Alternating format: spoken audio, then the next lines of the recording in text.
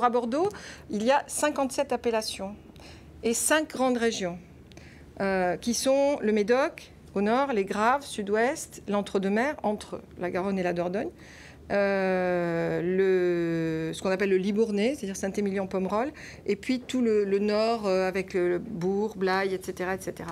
Les régions de grands crus sont plus limitées. Vous trouvez les grands crus en Médoc, Graves et Sauternais, donc sud-ouest, et puis la région du Libournais. Pour essayer de simplifier, il y a un classement qui est le monument bordelais de 1855, le classement historique de 1855. Donc il classe 61 crus rouge de Bordeaux et une vingtaine de sauternes. Grand cru, premier cru, deuxième jusqu'au cinquième. Voilà, en 5 classes, dont 5 premiers crus. À l'époque, il y en avait 4, mais Mouton Rothschild est devenu premier cru en 73. Ce classement est entériné, il est immuable, il n'a pas bougé. On a essayé de le faire bouger en 1955. Je vous rassure, je n'étais pas dans l'équipe.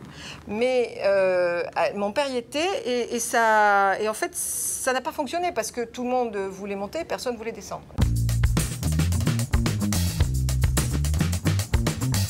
Si vous voulez, chez nous, il y a vraiment une notion de terroir. Pourquoi? Parce que simplement, on a l'historique. C'est-à-dire que ça fait des siècles qu'on travaille à cette recherche de savoir quels sont les meilleurs endroits, quels sont les meilleurs cépages. Et si vous prenez au début du XXe siècle, il y avait, je crois que c'était, on est passé de 100 en 1850 à 25 cépages début du siècle et on est à 10 aujourd'hui à Bordeaux. Il n'y a qu'à planter et attendre. C'est presque ça. Ah oui, c'est vrai? Je vous passe tous les détails, mais en gros, les gros progrès qu'on a fait, c'est depuis les années 90, où là, on a appris alors à mieux tailler la vigne, plus serrée, plus court, de manière à ce qu'elle reparte bien. Ensuite, soit plus concentrée. Ensuite, on fait des effeuillages. Au printemps, on fait des vendanges vertes, printemps-été. C'est-à-dire, on enlève des... En fait, si vous voulez, ça devient vraiment de la haute couture sur chaque pied de vigne. Je trouve qu'il y a de très grands vins partout dans le monde. Ce qui nous différencie, c'est que je pense qu'on a un style de vin. Si vous voulez, le très grand vin argentin, très opulent, souvent il a pas mal de degrés, etc., on peut le faire 14, en Californie. 14, on peut le faire en Californie. Ouais. Un grand vin de Bordeaux, on peut le faire nulle part ailleurs.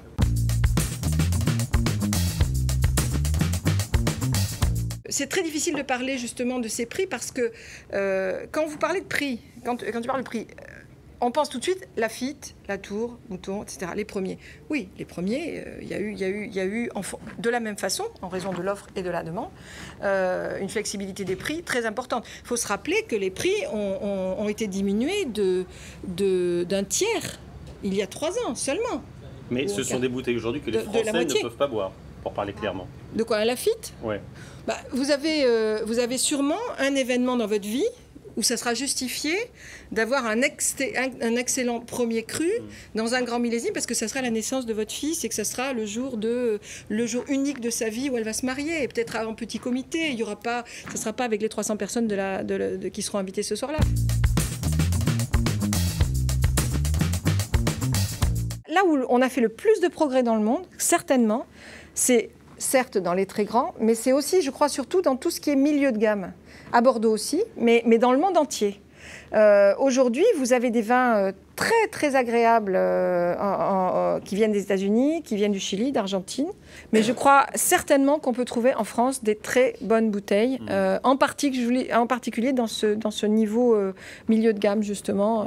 Il y a de très belles choses qui sont vendues dans des créneaux... Dans les 30-40 € la bouteille, quoi. Oui, voilà.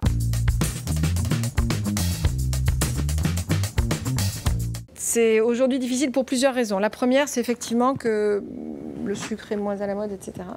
La deuxième, c'est qu'il y a eu beaucoup de vins rouges qui ont été produits, pas mal de vins blancs secs aussi.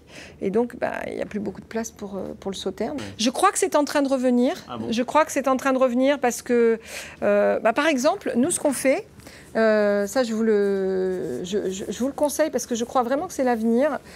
Aujourd'hui, quand vous avez eu un repas un peu arrosé, un blanc sec, un rouge ou 2 ou 3, vous arrivez, vous avez passé le fromage. Est-ce que vous avez vraiment envie d'avoir un dessert? Pas forcément. Donc, plutôt que de prendre un dessert, vous prenez un verre de sauterne à la place du dessert et vous offrez à vos invités, ce qui est très facile pour faire les courses, quelques petites petites noisettes, fruits secs, etc., etc. Tout simplement. Ou, si vous êtes un peu plus courageux, un petit peu, quelques petites amuse-bouches, pas amuse-bouches, quelques petites mignardises qui vont aller avec votre dessert. Et puis, un petit peu de petites boules de fromage bleu, de fromage un peu persillé, etc. Et là, vous allez avoir un vrai plaisir. Et vous allez vraiment apprécier votre sauterne. Oui, carafe, surtout les jeunes. Ah oui? Oui. Mais si on le fait systématiquement, on ne se trompe pas, quoi. Si on le fait, alors sauf sur les très anciens. Le problème des vins très anciens, c'est que soit ils ont encore de la structure, mais ça vous n'en savez rien avant de l'avoir goûté. Et donc, s'ils sont plutôt comme ça, tout en arôme et un peu évanescents sur la structure, à ce moment-là, il faut l'ouvrir, le mettre dans votre verre et le boire et le déguster. Et prendre du plaisir à le sentir avec tous les arômes. Parce que quelquefois, les arômes s'en vont et puis ça part tout de suite. Donc, sur les vins anciens, c'est plus compliqué.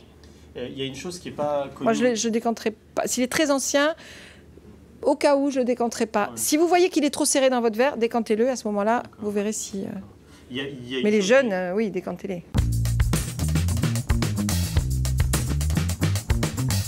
La température du vin, c'est extrêmement important dans la dégustation. Il faut qu'il soit suffisamment frais, mais pas trop. Mais surtout, quand on dit le vin, il faut le servir à température ambiante, surtout pas. C'est-à-dire que la température ambiante, c'est celle qu'on avait il y a 40 ans. Donc, au moins 3 degrés en moins de ce qu'on a aujourd'hui. C'est 17-18, si vous voulez, la température à laquelle on doit boire les vins. Donc, le pied. En plus, le pied, ça vous permet de le faire tourner plus que comme ça, puis d'apprécier au moins la couleur, les reflets, etc. etc.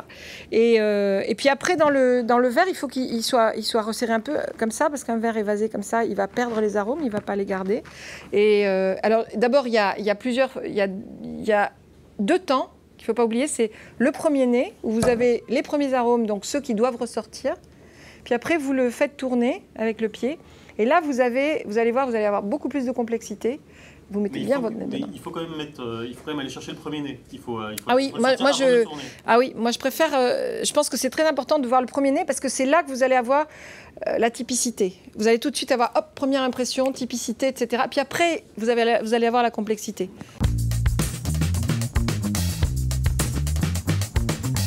Les femmes sont assez précises dans leur travail, assez rigoureuses.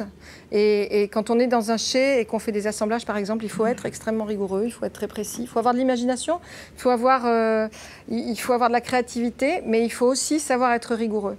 Et donc c'est pas mal. Et puis aussi parce que les femmes ont une sensibilité, paraît-il, aux arômes, ont un palais qui est, paraît-il, un peu plus sensible que celui des hommes. Ah bon? Donc, oui, c'est ce qu'on dit.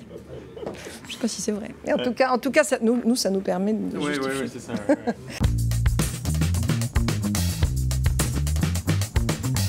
Vous avez beaucoup de gens qui, instinctivement, peut-être par esprit de curiosité d'ailleurs, voudront retrouver les arômes de ci, de là, etc.